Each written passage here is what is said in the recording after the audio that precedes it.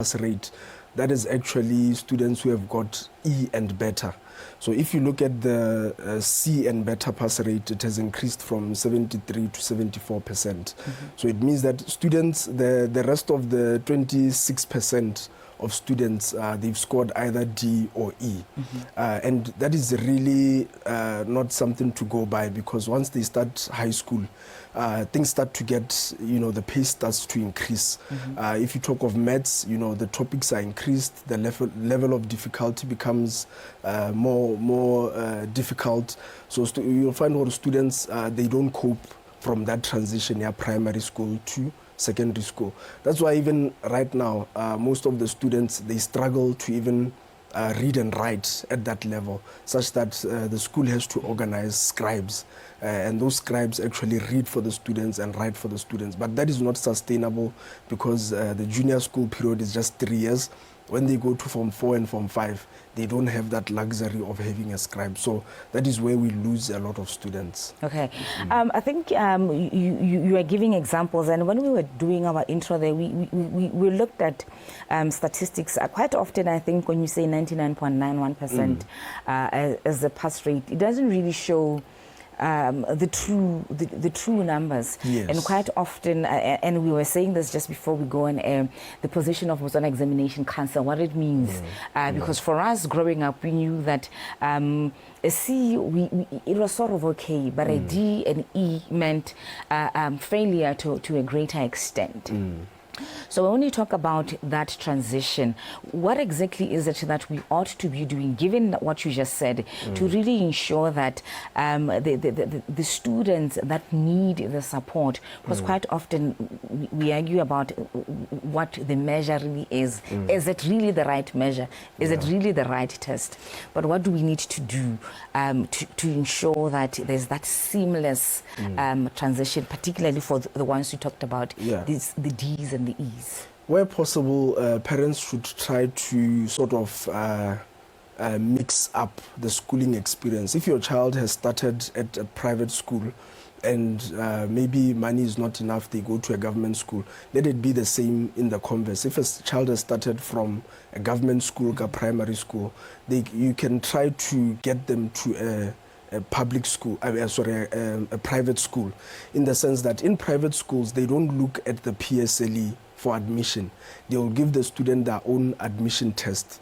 Hence, even if your child has scored a pass, or they've been certified to have passed, once they write that entrance exam, it will then show you that maybe that pass wasn't as reliable as possible. It could be, a student could still score a C or a B for PSLE. Then when they go to a private school, like maybe Rainbow, GIS, they will give them, all the time the private schools, they give them their own entrance exams. So this PSLE, it only affords the student an opportunity to secure their space in a junior school. But if they want to go to a private school, even if they get an A for their PSLE, they still have to write that school's admission test. And that is where now you can see if there's any disparity and give the student extra support, whether it's in the form of tutors like us at Lion Tutoring or any additional help. But don't rely solely based on those PSLE marks. Okay. Now, as an educationalist, speak to us about some of the things you've picked from a student perspective as they go through this transition. Yes, we can't rely on the PSLE results alone. Do whatever you can to support your child, but sometimes people don't have the means to do that. But just from a student perspective, what are some of the things you have picked up during this transition, either the anxieties or the excitement that come with going into a new school, going to Form 1? I think for this month, when the students are opening schools, it has less to do about the actual performance, academic performance, but more of socialization. Has your child made the right friends? Has your child adjusted to the school routine? you will find at the previous school, whether it's a primary school, there was a different academic calendar. There was a different set of expectations. Maybe the student didn't carry as much books, but now the workload increases. So right now, as a parent, this is the time for you to really help your child to adjust to the new routine, to the new socialization. Make sure that your child, you find out from your child which friends have they made. You find out the route that they take to school. It has obviously changed.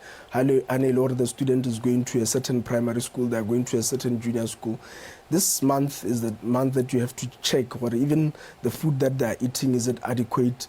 And then obviously proper learning will start after 2 weeks. Okay. But right now is the time to just help the student to be able to adjust. How critical is this period then in really ensuring that once the academic stuff kicks in, your child is well settled to really go with the flow? How critical is this period, is this acclimatization, and what it is that we do to support that? It's very critical because it's a once-off thing that happens once. If you get it right now, it's going to set the pace for the entire year and all the 3 years that the student is going to be in that junior school.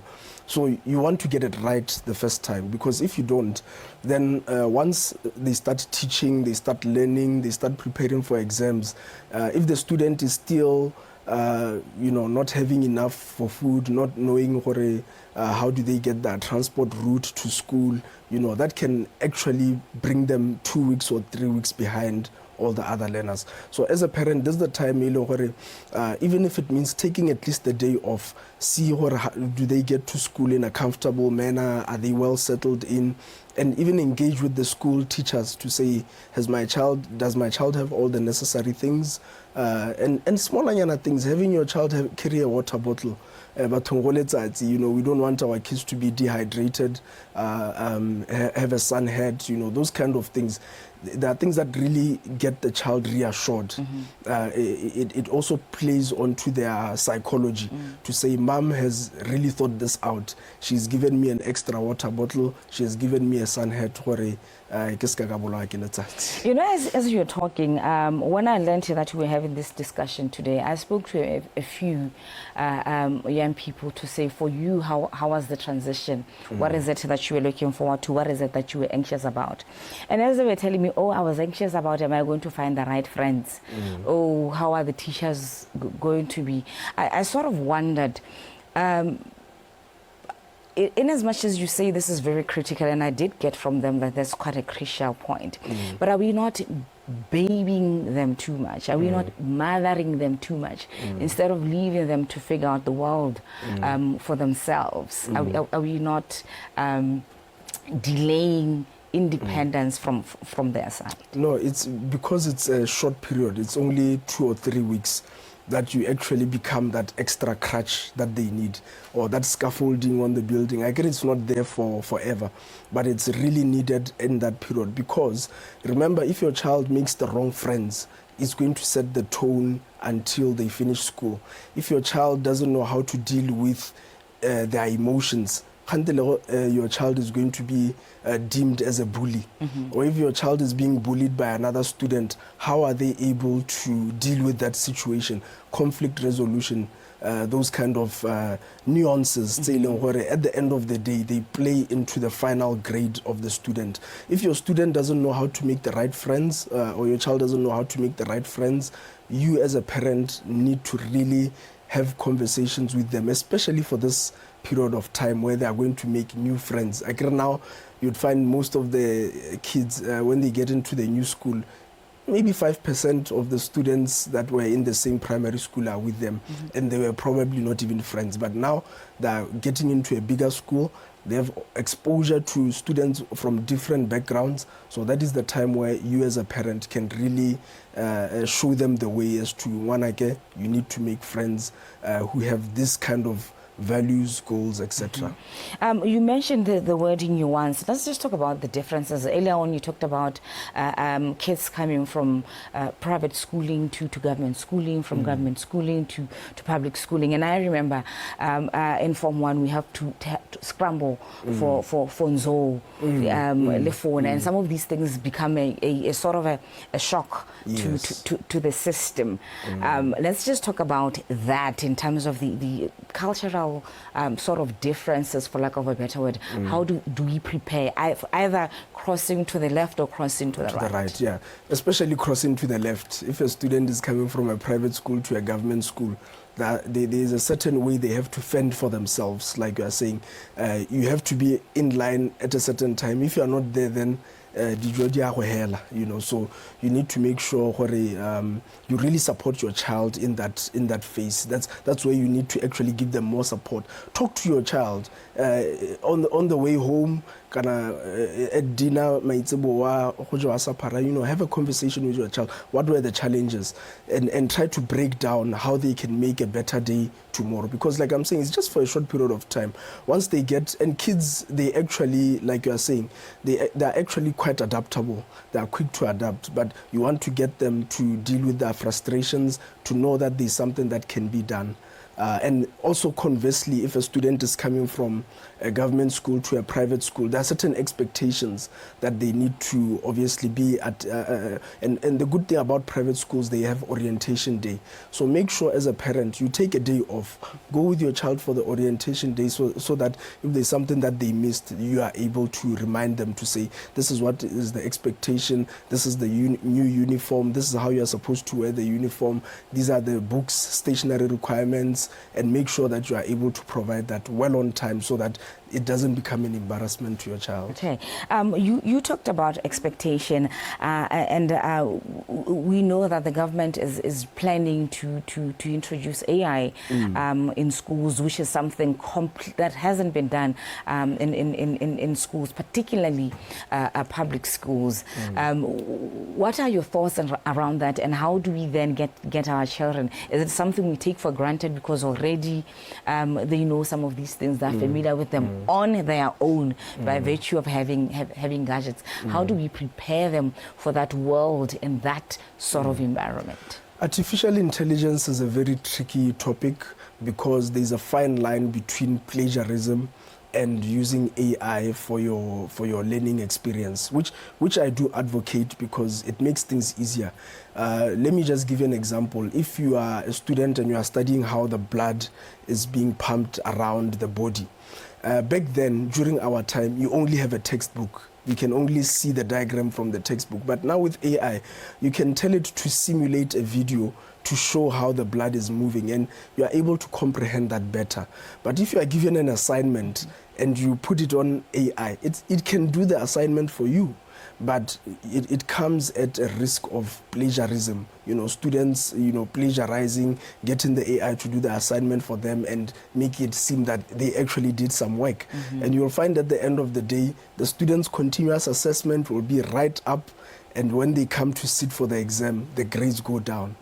Most of the time, the parents will even shout at educators and say, my child has been doing well during the term. The assignments, they were getting 80%, 100%, but why is it that on the exam, they got 50%? You'll find that most of the time, not all of the time, they've been using AI to submit those assignments because AI pulls from all the sources. So even if I'm given an assignment, back then in our time, they would give us a past paper and then they will cancel the date or the year that the paper was written so that we don't Google it. But now you can just scan that thing and it will tell you, this was the paper from this year, these are the answers. So there's a fine line in between. Okay, so what is it then, the expectation from parents with how do we then support? Because again, I'm going to use a reference of public schooling. where we know the teachers say we can only do so much. The parents have to step up, but we are not seeing the parents. And in private schools, we are seeing parents that sort of step up. In as much as we talk about how do we support our children to transition, how do the parents themselves transition with the children, with the understanding that it's no longer 5, 6, 7 subjects, it's more subjects. The workload is much more. The expectations are higher. If they get left behind now, the chances are they will not catch up. So parents need to also inform themselves. Even the gadgets, students already have gadgets. So try as a parent to sort of curate what the student is consuming, the content that they're consuming on that TikTok. If it means taking the phone until the child proves to you that they're using it for academic purposes, so be it. Even in the remote areas, parents know where the student can get access to internet. So if a child needs to do an assignment, whatever the case may be, we know that at your local khotla, at a school, you can be able to get accessibility to the internet. Even now, I think bundles, internet bundles are even more affordable for your average Botswana. You can spend 20 pula and get a few gigabytes for the day.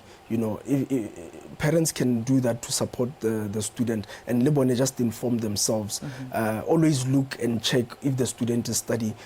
I know there are parents that do that who are illiterate. They don't know how to read and write, but they can ask the student, when are you doing homework? I want to see you doing the assignments. I want you to take this time and do your assignments. And those students even perform better than students, by law the parents would neglect them, even if they are more literate than the former, So those are things that parents can also do to sort of support the students. I think at Form 1, Form 2, Form 3 in particular, at least back in my day, there wasn't Form 3.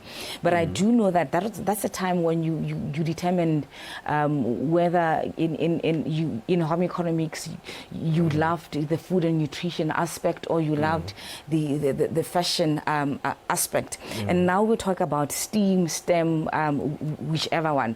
How do we then also support our children as they get to this point to really say, but for me, this is who I am, or this is the path that I want to go, without putting any pressures on them because you got an A, therefore this is the stream for you. Yes, we need to understand our kids and their interests, notwithstanding their capabilities.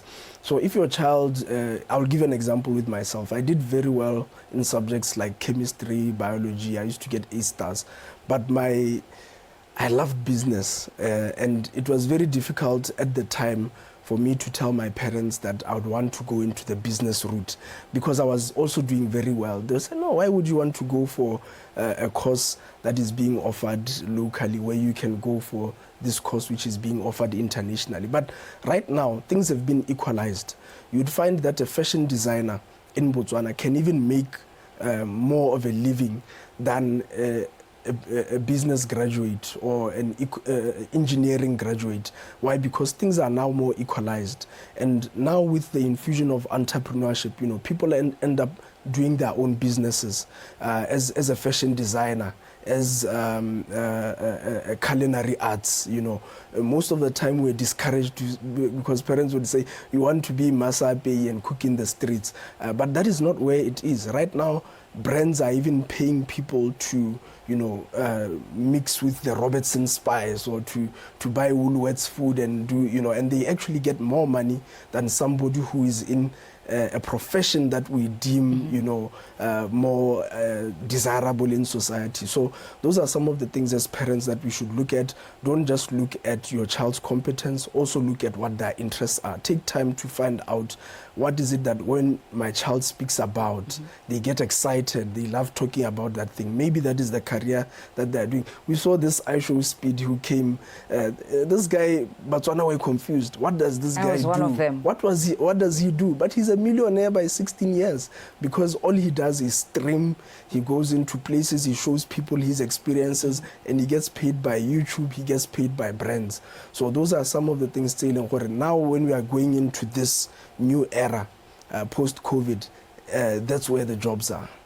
Thank you so much, Thobo Khathola, an education specialist from Lion Tutoring, is really speaking to us about what it is that we as parents could do to help transition our children into Form 1, showing up, being them for them, actually making sure that the first 2 weeks are quite critical and we have to be there to show up and really guide them through such that they are able to acclimatize and hit the ground running.